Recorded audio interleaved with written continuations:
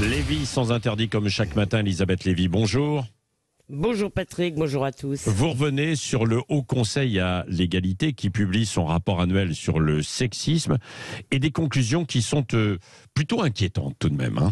Oui, alors le HCE dépeint une société qui est rongée par un mal millénaire fait de discrimination, de violence et d'injustice. Ça, c'est dans une tribune de sa présidente dans Le Monde. Et d'ailleurs, d'après Le Monde, dans ce pays, le vécu des femmes est terrible. Là, tous les amalgames sont permis. On peut dire les femmes et ce pays, bien sûr, ce n'est pas l'Iran ou l'Afghanistan, c'est la France.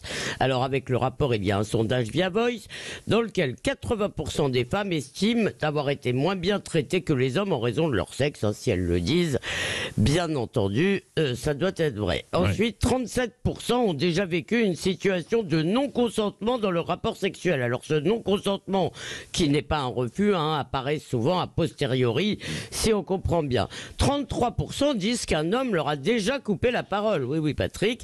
Et 50% ont déjà entendu des blagues sur les blondes ou les femmes qui conduisent mal. Et là, une cellule d'aide psychologique s'impose. Et en plus, ajoute le Haut Conseil, beaucoup d'hommes ne voient pas le problème, surtout les jeunes, les 15-24 ans.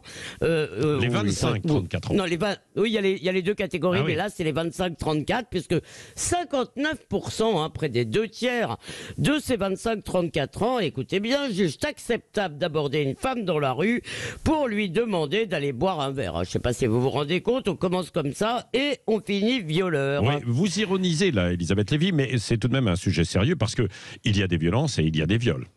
Oui, bien sûr, 14% des femmes disent avoir déjà subi une agression sexuelle, ça c'est sérieux. Et puis bien sûr, il y a les violences, et ça c'est très sérieux, les violences conjugales notamment. Mais ce sujet sérieux n'est pas traité sérieusement. D'abord, il y a une confusion totale, puisque le même mot, le sexisme, désigne justement les violences et les agressions, la drague, les compliments, les blagues. Avec l'idée qu'il y a un continuum de ce qu'elles appellent le sexisme ordinaire au féminicide.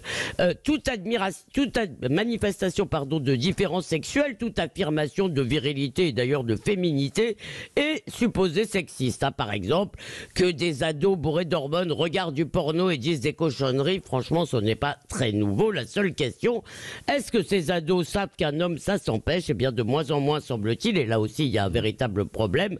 Et c'est aussi la preuve que le prêchi-prêcha MeToo ne marche pas.